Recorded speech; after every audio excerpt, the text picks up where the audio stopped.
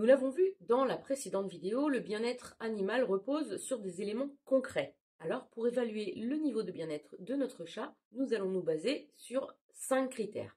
En 1, le langage du chat. En 2, son comportement. Est-il normal ou pas? En 3, l'adéquation de son environnement avec ses besoins réels. En 4, le respect de ses routines et rituels et des rythmes naturels. Et en 5, le respect des sens et des instincts du chat. Attention, tous les critères sont importants, un peu comme chaque ingrédient dans une recette de cuisine. Regardez donc bien la vidéo en entier afin de disposer de toutes les informations qui vont vous permettre de savoir si votre chat est bien dans ses pattes ou pas. Je vous offre un cadeau en toute fin de vidéo pour obtenir gratuitement encore plus d'informations pour un chat vraiment heureux. Commençons à évoquer les différents critères et notamment le numéro 1, le langage du chat. Le chat communique avec des sons, mais pas seulement, car il s'exprime aussi et même beaucoup avec son corps. Tout est important pour décrypter son niveau de bien-être au travers de son langage corporel. Sa posture, ses yeux, ses oreilles, ses moustaches, sa queue, etc. Le chat bien dans ses pattes se déplace avec fluidité, bien droit sur ses pattes, la tête haute, sa queue pointe souvent vers le ciel, ses moustaches sont normalement déployées autour de sa tête, ses oreilles sont dressées, etc. A contrario du chat qui ressent un mal-être psychologique ou physique. Sa tête et sa queue sont alors plutôt proches du corps, son ventre plus près du sol, ses oreilles sont basses ou vers l'arrière, ses pupilles sont plus dilatées que la normale, etc. En lien avec le langage corporel, il est aussi très important de surveiller et de respecter ce que l'on appelle les signes de mise à distance.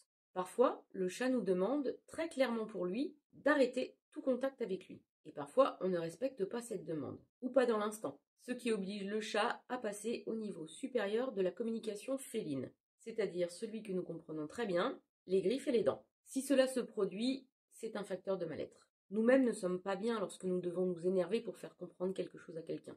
Eh bien, c'est pareil pour le chat.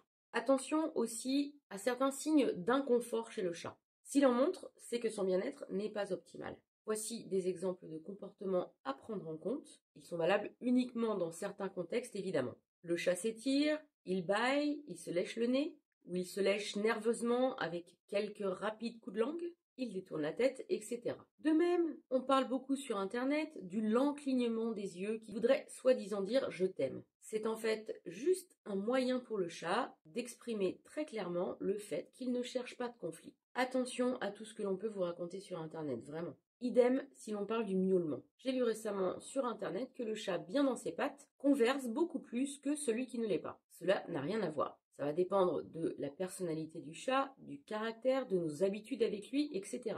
Certains chats sont naturellement des pipelettes, d'autres ne miaulent jamais. Ce qui est toutefois à surveiller, c'est une modification de la fréquence des miaulements ou des sons émis, car cela peut signifier qu'il y a un mal-être. Et pour ce qui concerne une autre forme de son, on pense bien entendu au ronron. Nous ne disposons pas encore de toutes les informations à ce sujet, mais il semblerait que le chat émettrait ce son tout à fait involontairement. Alors, il faut savoir que le ronron est bien sûr très souvent émis lors d'un moment agréable pour le chat, mais attention, pas toujours, car le chat ronronne aussi pour des moments très difficiles pour lui, maladie, stress, blessure, etc.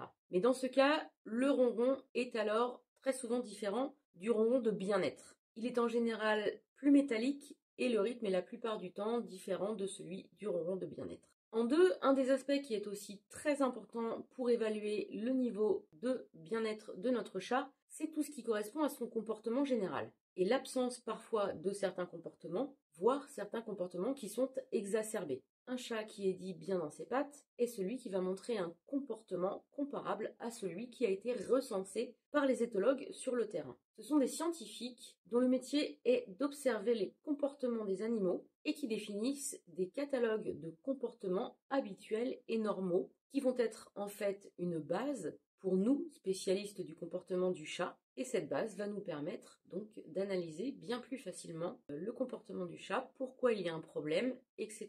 Les comportements définis par les éthologues sont donc des comportements que l'on peut considérer comme étant conformes au bien-être félin. La question à se poser avec notre chat est donc de savoir si son comportement montre qu'il peut exploiter toutes les possibilités de son environnement pour satisfaire tous ses besoins fondamentaux. Il y a différentes observations à mener à ce sujet. Mais l'un des aspects est, par exemple, le comportement exploratoire du chat. Est-ce qu'il vient voir lorsque vous apportez des sacs de course, par exemple? Est-ce qu'il est curieux? Est-ce que la nouveauté l'attire ou au contraire lui fait peur? Car un chat bien dans ses pattes est en fait une véritable concierge. Un chat qui a peur de la nouveauté, qui ne vient pas surveiller ce qui se passe sur son territoire, qui n'explore pas, est un chat potentiellement anxieux, donc pas heureux. Autre exemple, la toilette du chat. Elle doit être réalisée ni trop souvent ni trop peu et dans le calme. Le chat anxieux ou malade a tendance en fait à faire sa toilette de façon compulsive, c'est-à-dire qu'il se lèche frénétiquement ou alors pas du tout sa toilette. C'est donc le signe que quelque chose ne va pas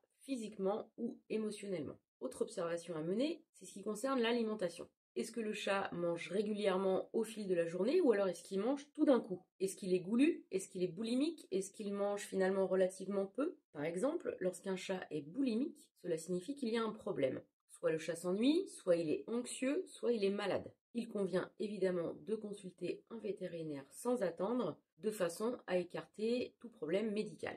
De manière générale, on peut estimer qu'un chat qui ne montre aucun trouble du comportement, qui a donc un comportement tout à fait normal, a une bonne base de bien-être. Mais ce n'est pas suffisant pour autant pour valider le fait qu'il est bien dans ses pattes à 100%. Le gros problème dans l'histoire, c'est que nous ne connaissons pas les troubles du comportement du chat. Ou pas tous. Et surtout, on ne les prend pas au sérieux, on ne les prend pas pour ce qu'ils sont vraiment, à savoir un signe très clair que le chat ne va pas bien. Voici les plus fréquents. L'agressivité, les destructions par griffade, les urines hors bac, l'agitation nocturne, l'hyperdépendance, les miaulements excessifs, les léchages compulsifs dont on parlait il y a peu, la boulimie de même, les problèmes de cohabitation entre chats, etc.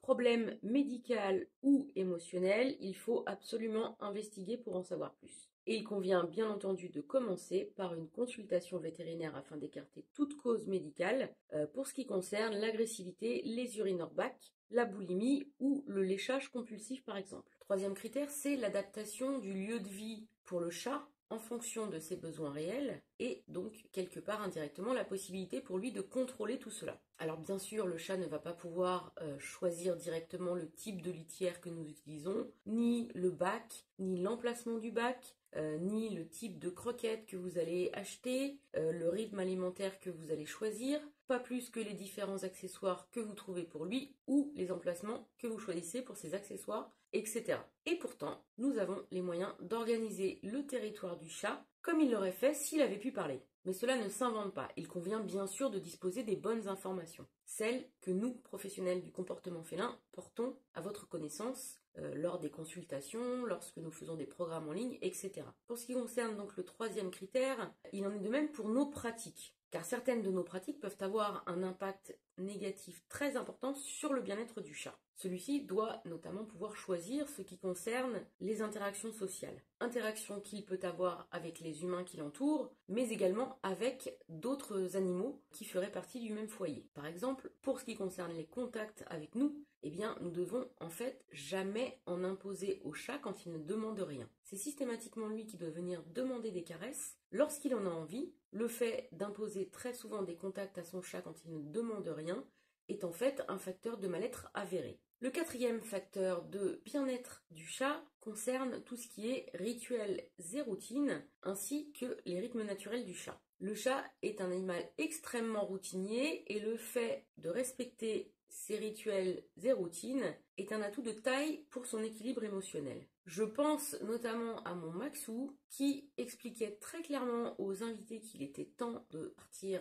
lorsqu'il restait un petit peu tard le soir à la maison. Il n'allait pas leur mordiller les mollets, non, il allait déposer un gros caca dans son bac à litière, chose qu'il ne faisait jamais, absolument jamais, quand nous n'étions que tous les deux à la maison. Il avait en fait juste besoin de pouvoir suivre sa routine du soir. Réfléchissez aux différentes routines, aux rituels de votre chat une fois la vidéo terminée et validez ou pas le fait que le chat puisse suivre ses rituels et routines, ce qui est donc un atout bien-être pour lui. Ce quatrième aspect concerne aussi le respect des rythmes naturels du chat, par exemple tout simplement le respect du sommeil. Imaginez que quelqu'un vous réveille 30 fois par nuit. Vous avez beau adorer cette personne, il y a un moment où ça va plus être possible du tout. C'est vraiment un problème psychologique comme un problème de santé au final. Et bien c'est pareil pour le chat. On ne réveille donc jamais un chat qui dort. Évoquons également le rythme alimentaire naturel du chat. On croit souvent qu'il faut nourrir le chat 2 fois par jour et qu'il doit tout manger d'un coup. J'ai des clients qui sont inquiets parce que le chat en laisse dans son assiette. Eh bien en fait c'est normal.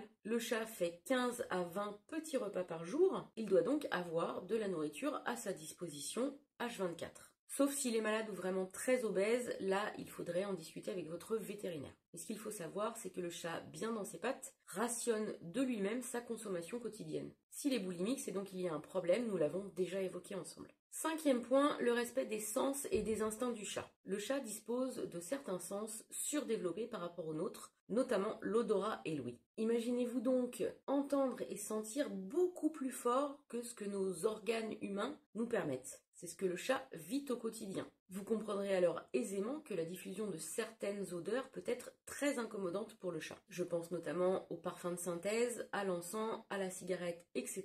Et faites même très attention pour ce qui concerne les huiles essentielles, car certaines sont très dangereuses pour le chat, voire mortelles. Idem pour ce qui concerne l'ouïe. Vous aimez écouter de la musique à un niveau sonore très élevé, vous mettez la télévision très très fort? Eh bien mettez-vous à la place du chat et imaginez-vous entendre un son 10 fois plus puissant que ce que vous entendez vraiment. C'est compliqué, certainement même à tel point qu'on n'arrive même plus à réfléchir. De quoi devenir anxieux, n'est-ce pas? C'est en fait ce que vivent beaucoup de chats car nous n'avons pas conscience de cette différence de taille. Encore un exemple de pratique pouvant nuire considérablement au bien-être du chat. Évoquons à présent les instincts du chat. Nous devons impérativement éviter d'empêcher leur expression et même les stimuler. C'est fondamental pour le chat. Surtout s'il vit exclusivement en intérieur. Je pense notamment bien sûr à l'instinct de prédation. Le chat est un chasseur, il doit pouvoir chasser, même juste une plume accrochée au bout d'une canne ou un morceau de papier roulé en boule. De même pour les autres instincts, le lieu de vie du chat doit en fait être adapté pour permettre une stimulation de ses instincts. Et surtout pas l'inverse comme c'est parfois le cas. Je pense notamment aux chats qui grimpent au rideau et qui sont punis pour cela. Ce qu'il faut savoir, c'est que 1.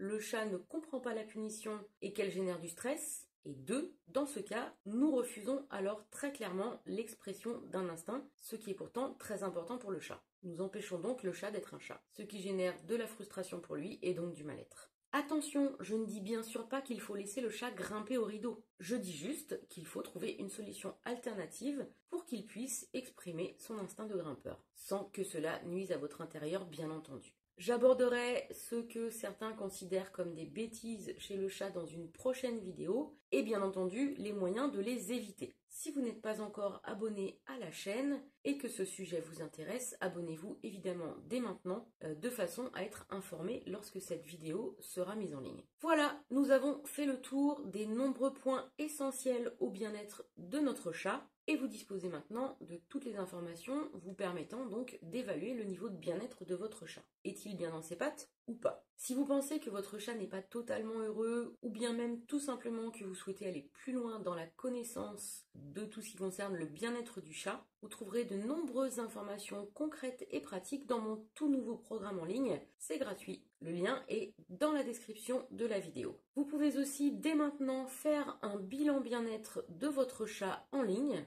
Vous aurez alors accès à votre compte-rendu personnalisé d'ici 20 à 30 minutes. Il vous permettra de connaître tout ce qui est correct dans l'environnement de votre chat ainsi que dans vos pratiques et tout ce qu'il faudrait modifier pour optimiser son bien-être. Le lien est également dans la description de la vidéo. Si cette vidéo vous a plu, mettez-lui un pouce j'aime et abonnez-vous à la chaîne pour être informé de la mise en ligne des prochaines vidéos. Et en attendant la prochaine vidéo, prenez bien soin de vous et de vos loulous!